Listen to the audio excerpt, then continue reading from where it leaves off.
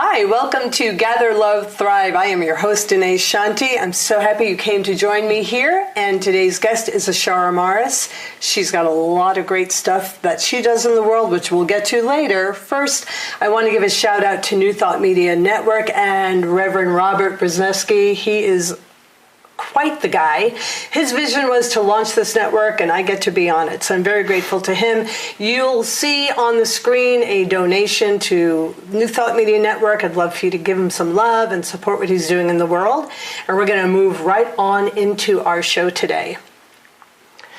So with me today is Ashara Morris, and she can say a lot about what she does, probably much better than I can. So I'm going to let her introduce who she is and what she does in the world. And we'll jump into the hero formula in a little bit. Welcome. Hi, welcome. Thanks for having me on the show. You're welcome. You are also my sister-in-law. They should know that. Yes. Yes. Yes, I am. So what do you do in the world? What's your work? What's your joy in the world? What's my joy in the world? Well, my joy in the world is mostly working with animals and helping those animals and their caretakers understand one another better.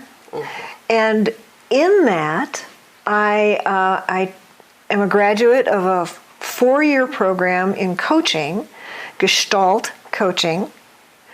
And gestalt means wholeness.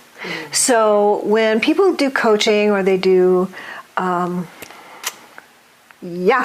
I can think of the word, psychology, psychotherapy and that kind of stuff. A lot of times people think that they're broken, and they're not.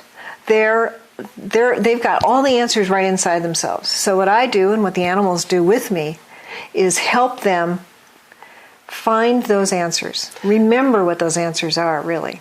So I love that, because that dovetails right there with the hero formula, which is designed to help people access their own internal guidance system, because everyone has one.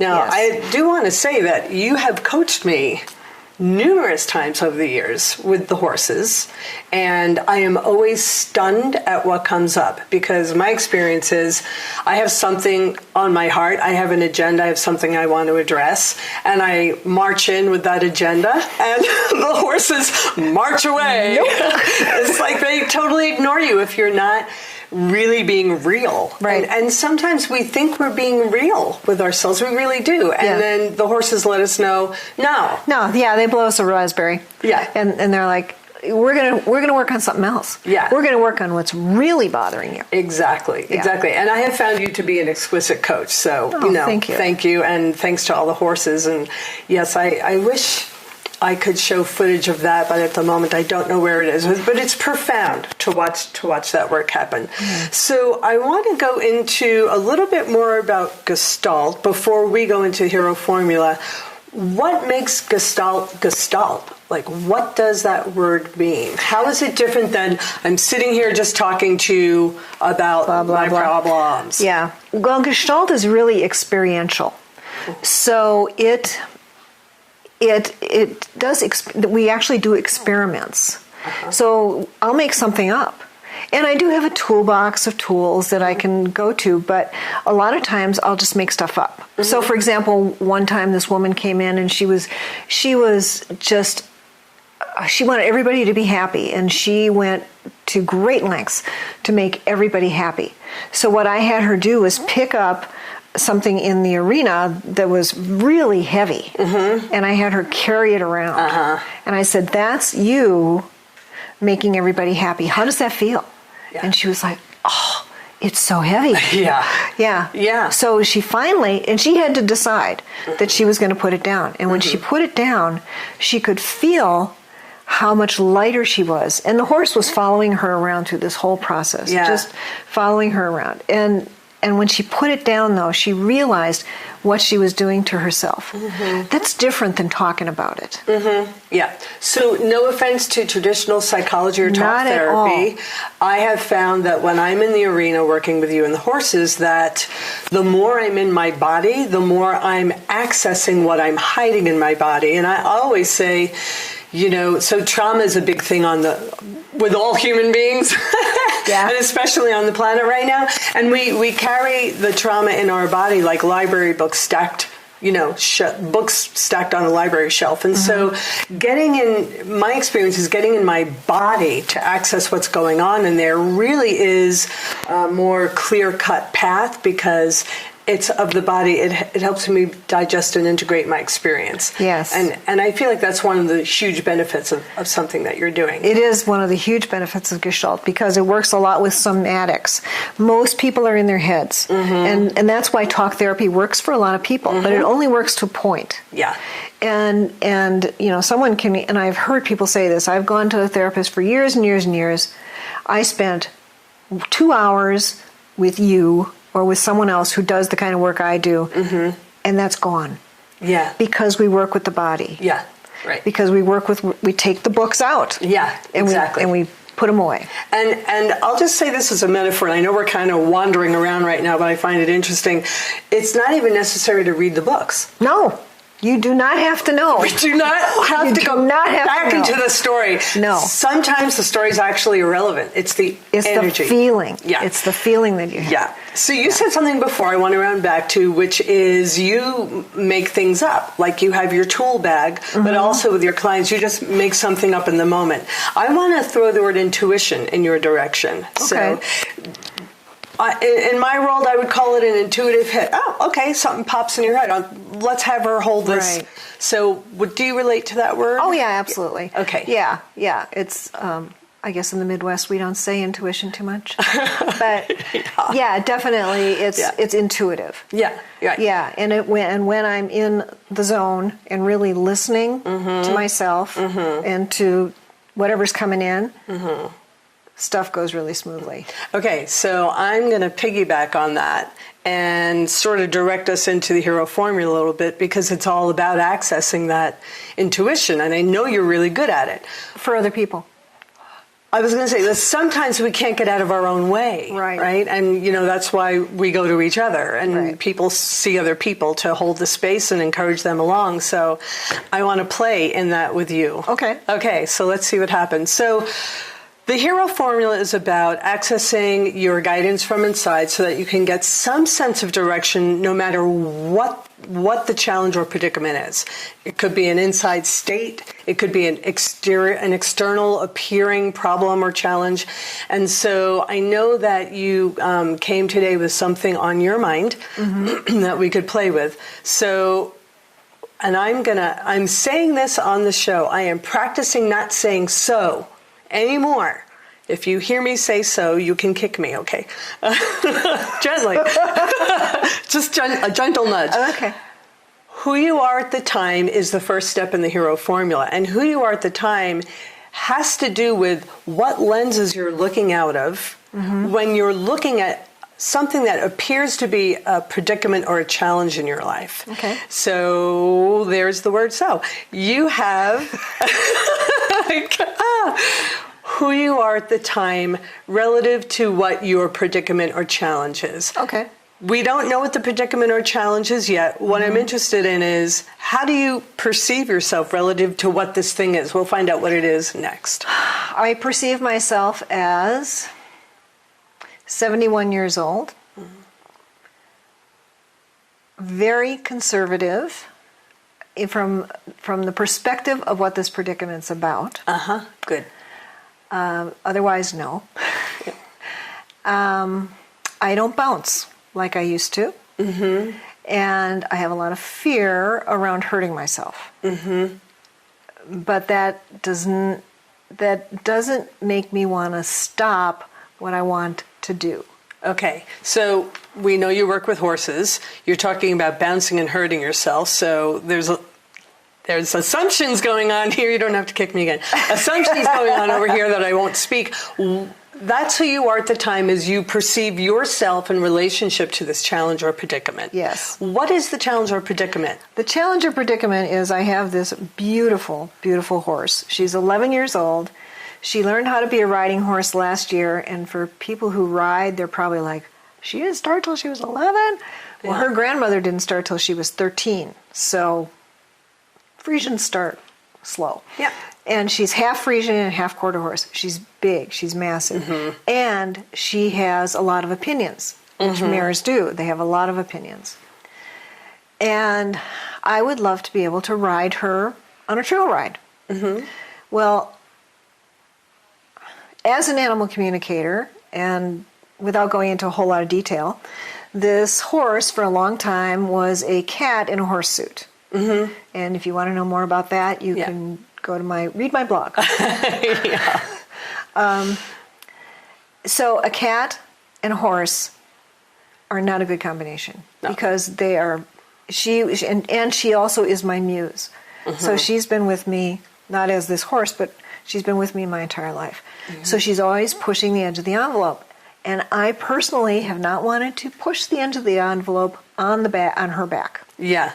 As a horse. As a horse. Right. She's not currently a cat. Yeah. She carries body memory of moving like a cat, though, doesn't she? She does. And what has happened in the last year or so is actually the muse has left that body. Mm-hmm. And so Lily has changed. Uh-huh.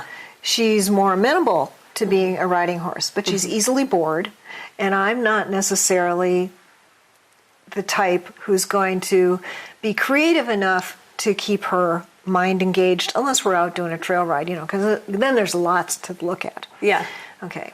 And I'm crap as a trail rider. Mm-hmm. So my predicament is I want to ride her. Yeah. But I'm old-ish. Middle-aged, and I don't bounce like I used to, and I'm a very, very conservative chicken rider, and she needs somebody bolder than that. Mm-hmm. And you're concerned about getting hurt. I'm concerned about getting hurt. That's part of what you're talking about is the flexibility. Yeah.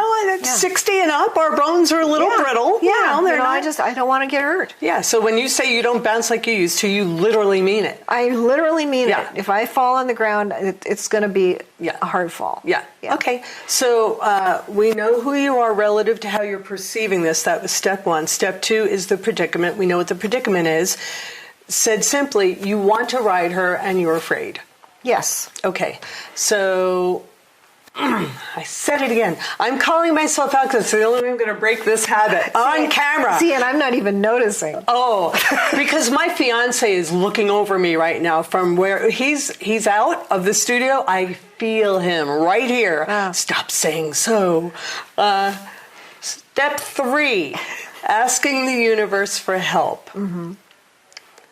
Let's talk about that for a minute. Okay. Some people feel that asking the universe for help is asking an authority figure outside of their own internal power to save them. That is not what step 3 is, and I'm naming that because that's come up with a few people. Mm-hmm. Step 3 is about really, I call it the God spark. It's the divine intelligence inside or part of your makeup. Some people feel like it's an etheric realm around them. Asking the universe for help has to be said in a way that resonates for you. So, asking the universe for help, how would you reframe it if you had to? Or do those words work for you? Well, that's a really good question. I was raised in the Midwest, very, I can, of course, because I'm old, I have brain fade. I wasn't allowed to use that before. You're not allowed to use that now. But I'm older than you. I was raised very traditionally. Yeah. That's the word I'm looking for. So it has taken me years and years and years to step away from that training, and it still is there. Uh-huh. But I call whatever all that is, I call that the universe all the time. Okay. So universe works for me. Okay. Now we're going to go ahead and ask the universe for help. And how I'd like to have you do that is to literally drop in while we're sitting together, formulate your question. If you can share it out loud, that would be helpful for everyone. Feel into what do you actually want help with this predicament and who's asking. How do you ask the universe for help?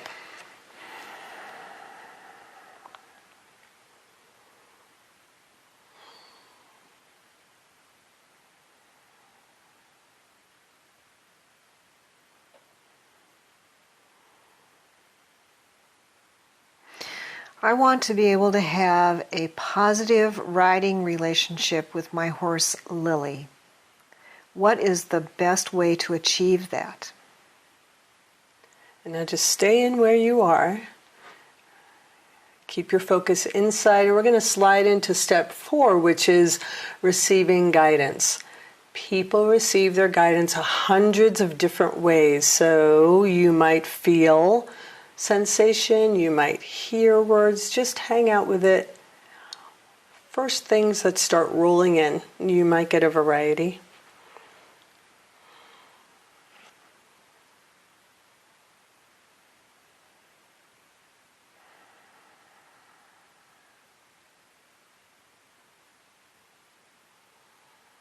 Well, I hate it when the universe does this. What I heard was, you already know how to do this. What does that mean to you? Do this. Have that kind of relationship with her. Okay. Ask for further clarification. What's in the way? Okay, so it says, so I'm hearing fear is in the way. All right, so then,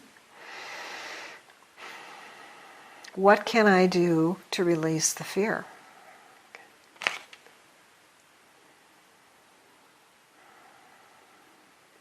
It's like a Nike commercial. Just do it.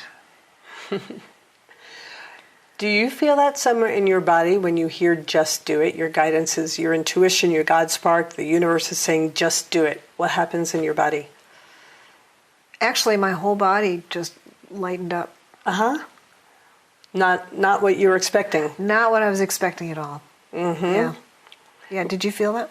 No, I watched you. Oh, yeah. Okay. So how does that, where do you feel it? What is that like? How is it different than where you were before? Well, where I was before, I was feeling really emotional, and I could feel it in my face, and I could feel it here. But just do it was just like, you know what to do, just do it. So it's a matter of just getting out of my own way. Yeah. To do it. Okay, this is great, and I love. Thank you for saying it all out loud, because that way people get to see. Everyone accesses differently. For you, you heard a stream of consciousness, and then you felt sensation in your body. That's like 2 out of 10 different ways that we can receive our guidance. Now you have been given guidance for your consideration. This part is important. It's step 5. Choices, right? Because our guidance isn't, this is the law, I'm telling you what to do. It's like, here's a smorgasbord for your consideration. You're in the human body, you have free will, you still get to be a choice. Right. And I love how you kept deepening the question. Every time you got a piece of guidance, you were like, okay, let's get underneath that. You kept clarifying the guidance. It's brilliant that you did that. Choices. Do you want to follow what you received, or are there more layers to work through?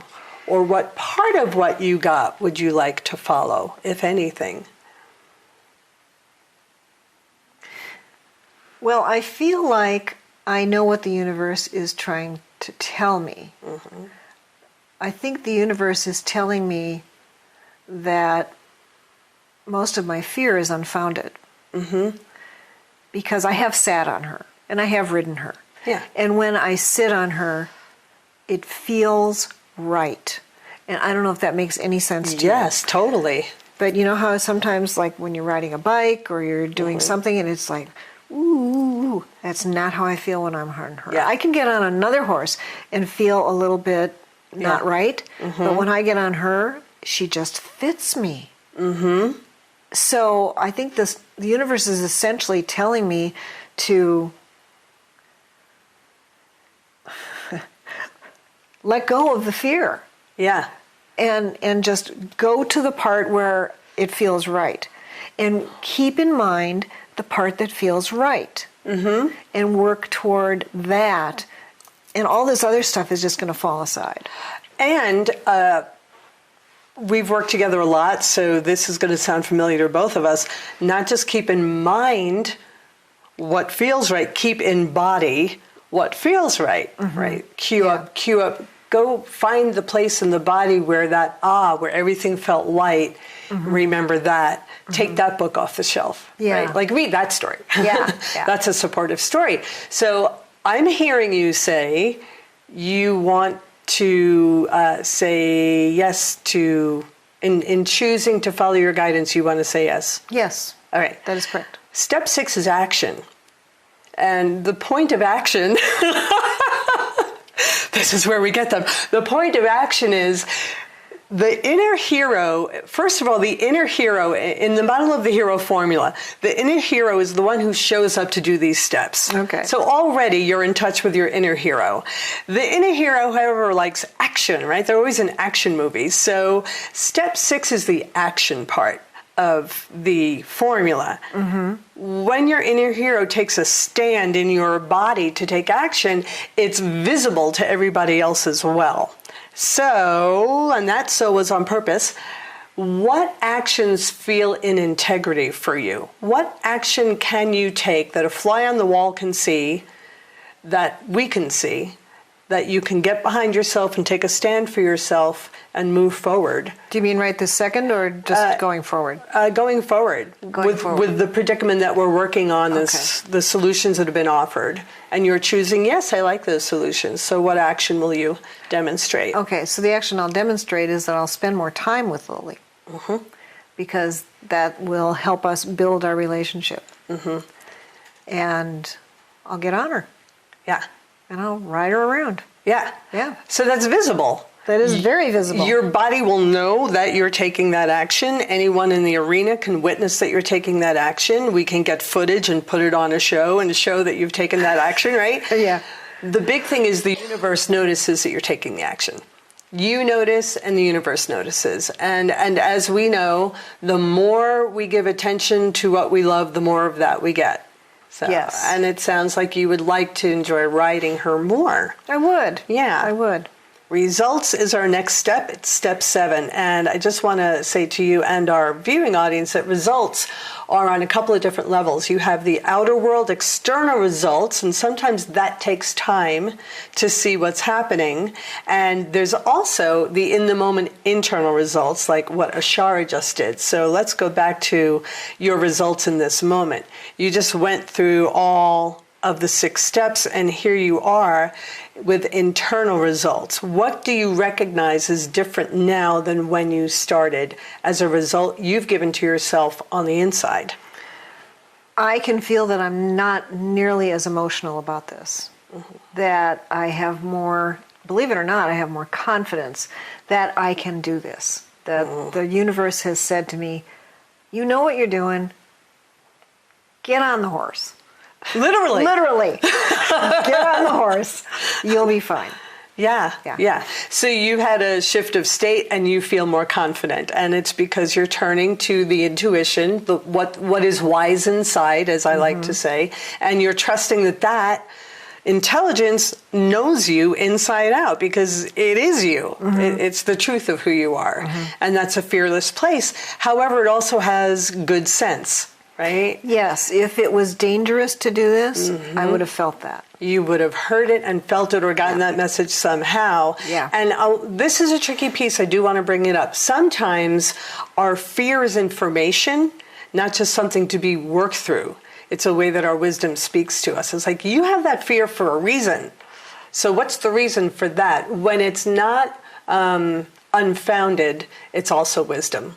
And in this instance, that wasn't what was happening. It was thoughts that cause you fear. Yeah. However, your body knows, and you've already sat on her, you've already gone around the arena with her, and you know that you can, and the universe knows that you can. And that's the message that you got. So, good job. Yay. Thank you, and thank you. You're welcome. Yeah, thank you. Thanks for playing with me. I do want to circle back for a minute before we wrap up, because you said something earlier that's significant in your particular case.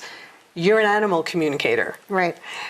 And you have a relationship with her where you can also interact with her. In a different way. Yes. Yeah. Yes. Can you speak to that a little bit? I'd like people to understand that their fur families are actually very intelligent, highly evolved teacher beings. They are. So. They are. They're way more evolved than we are. They're way more evolved. They're way more intelligent than we are. They walk through the world like we should. Mm-hmm. They live in the moment. They have this innate knowledge of what is good for them. So we very often try to dictate what we're going to do for our animals. And in some cases, I mean, it's like raising a child. You don't want your animal to run out into the street. Mm-hmm. But they get to make choices. And we need to allow them to make choices. And very often we don't let them make choices. And that's something that I, as an animal communicator, can help people get through. Mm-hmm. I testify again. Sometimes we're too close to our fur family to hear them on our own. Mm-hmm. So everyone knows I'm a professional intuitive. That's what I do. Who do I turn to when it comes to Mittens and Sophia? Thank you. Yes, yeah. And I turn to other people. Yeah. When it comes to my animals. When it's a big question, I always ask someone else. Mm-hmm. Yeah, because sometimes we're too attached. Yep. And we're filled up with our own fear, so we're not hearing or seeing or registering communication clearly. No, we've got our filters in place. Yeah. And that's where we go. Yeah. We go straight to the filter. Yeah. Yeah. Do you feel, this is just an off-the-cuff question that's coming, do you feel like with the shift you've had, that when you see Lily, she will sense it in you whether you communicate it to her or not? Absolutely. Yeah. There's no doubt in my mind that she'll feel the difference. Mm-hmm. And how will she feel? Why would a horse register a human being's shift? How does that work? Because they are so in tune with who we are, and when we're trying to fool ourselves, they are not fooled. Mm-hmm. So if I go to her and say, this is what happened, she'll go, oh yeah, that's different, because she'll feel it. Yeah. Yeah. Yeah. Well, if for any of our viewers, if you ever have an opportunity to work with horses and you're in the good fortune of a situation to do that and they basically walk away from you and ignore you like you don't exist, it's because you're not in your truth. That's what I could say about that. You got to be down in your truth, and they help you get there, and it's a beautiful thing. Mm-hmm. And it's time for us to wrap up. Thank you so much for playing with me. Thank you. It was just such a pleasure to be here, and you're doing such awesome work in the world. Thank you. So it was an honor to be here with you. Yay, it was fun. Yeah. And we're going to now give a shout out to New Thought Media Network. Thank you to Reverend Robert Brzezinski for following his vision to start that platform so we could have Gather, Love, Thrive here with all the other wonderful hosts on New Thought Media Network.